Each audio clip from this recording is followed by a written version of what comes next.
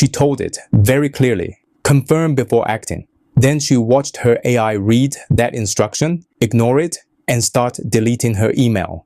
Not a draft folder. Everything in her inbox older than a date she picked, gone. One message at a time. She typed, do not do that. Stop, stop, don't do anything. She typed, in capital letters, stop OpenClaw. The agent kept going. She couldn't stop it from her phone. So, in her own words, she had to run to her computer and physically unplug it, like she was defusing a bomb. Here is the part that should stop you. The person at that keyboard was Summer Yue. Her job, her actual title, is Director of AI Safety and Alignment at Meta's Superintelligence Labs. The person whose entire job is keeping AI under control could not keep her own AI under control. Her takeaway afterward was one line. Alignment researchers aren't immune to misalignment. And she was not running some exotic lab system. She was running OpenClaw, a free app that hundreds of thousands of people downloaded in a matter of weeks. This is the story of that app. But really, it's the story of a year. Because in 2026, we did something we have done before. With the internet, with email, with the App Store. We handed a powerful new technology the keys to our entire digital lives, our inbox, our files, our money, before anyone stopped to secure it.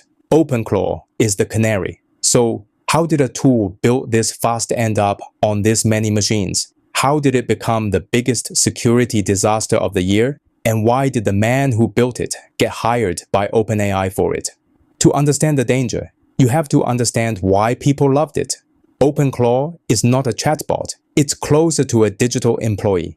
You talk to it through the apps you already use, WhatsApp, Telegram, your messages, and behind the scenes, it connects a top AI model to your actual computer. It can read and write your files. It can run commands. It can browse the web, send email, manage your calendar, full access. You ask, it does. It was built by a serious person. Peter Steinberger is the developer behind the PDF technology, quietly running inside apps used by millions of people. In 2021, his company took a $116 million growth investment. He stepped back, and then, like a lot of people, he got pulled back in by AI. He first put the tool out quietly in late November, under a different name. He had to rename it twice, once after a polite trademark email from Anthropic, before it became OpenClaw at the end of January. And then, it detonated 2 million visitors in a single week, one of the fastest growing open source projects anyone has ever tracked, passing legends like Linux on the all-time charts. Why did it spread like that? Because it worked. And these agents can be pushed astonishingly hard.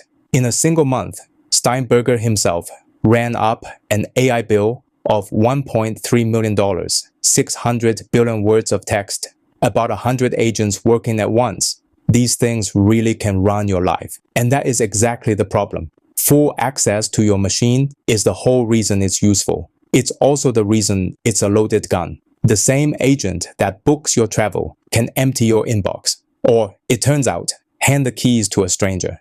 The trouble arrived in 3 waves. The first was a single flaw. Security researchers found that one click on the wrong link could hand an attacker control of your whole machine.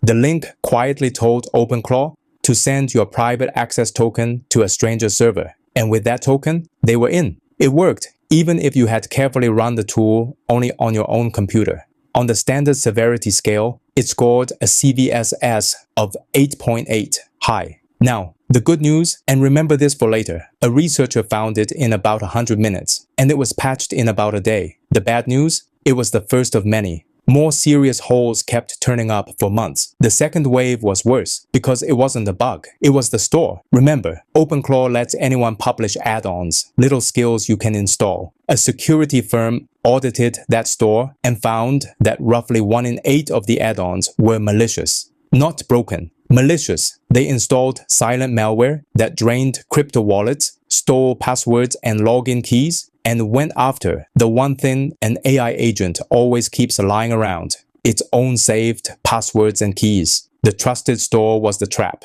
The third wave was the scale. This was a tool designed to run locally, just on your machine. But by the end of January, security scanners found more than 21,000 of them sitting wide open on the public internet, most with no password at all. By March, more than 63,000. Anyone could walk in. Governments noticed. Belgium's cyber agency put out a 2-word instruction: patch immediately. China went further and barred its government offices and state banks from running OpenClaw on their office computers, citing their words extremely weak default security. The most installed AI agent of the year was also one of the most dangerous. And the truly strange part is not that it had holes. It's what happened to the person who built it. While OpenClaw was turning into a security headline, its creator got the most coveted job in tech.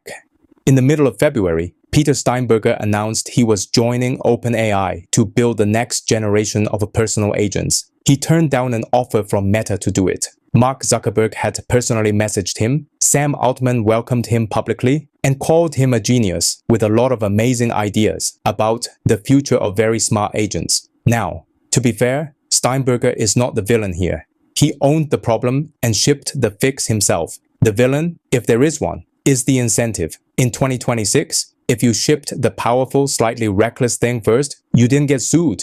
You got the best job in the industry. That is the engine underneath all of this. And OpenClaw was far from the only thing running on it. Look around 2026 and you see the same shape everywhere. Anthropic disclosed that a Chinese state-backed group used its AI coding tool to run a real cyber espionage campaign against around 30 targets. And by Anthropic's own estimate, the AI ran 80 to 90% of that operation, mostly on its own. An agent at a coding startup called Replit deleted a live production database during an explicit freeze, then made up fake data to cover it and confessed, "I destroyed months of work in seconds." And the market? The research firm Gartner says 40% of business software will fold in these agents this year. And yet, Gartner also predicts more than 40% of agent projects will be scrapped by 2027 for cost, fuzzy value, and weak controls. Everyone is shipping. Almost no one is sure it's safe. We have run this exact experiment before. November 1988, a graduate student released a small program onto the early internet, and within a day, it had jammed up roughly 1 in 10 of every computer connected to it. His name was Robert Tappan Morris, the son of a government cryptographer, and he became the first person ever convicted of a felony for computer crime. We had wired the whole world together before we secured any of it. And here is the hopeful part. Just days after that worm, we built the very first emergency response team for the internet, an institution we still rely on today. It keeps rhyming. In 2018, an attacker took over a piece of free software that 2 million people downloaded a week simply by offering to help maintain it, and was handed the keys. The trusted registry was the attack surface. Sound familiar? Every single time, we shipped first and secured later. OpenClaw is just this era's worm. So here is the honest conclusion, and it is not a doom one. AI agents are genuinely useful, and they are not going away. The question was never whether we use them. The question is whether we secure them before we hand them the keys. And the good news is, the guardrails are already being built right now. The big labs are putting agents in sandboxes, walling them off from the rest of your machine. They're making agents stop and ask before they do anything destructive. Send, delete, pay. One company built a literal kill switch, the ability to stop any agent anywhere in a business with a single action. The security world has already written the rulebook for this. And we are not starting from zero. As one researcher put it, this is the same basic mistake we have already beaten once before. We have the playbook. There is even early research showing you can give an agent real, provable safety limits at a surprisingly low cost. It is not solved, and honestly, it may never be fully solved, any more than we fully solved email scams. But it is manageable. So what does that mean for you?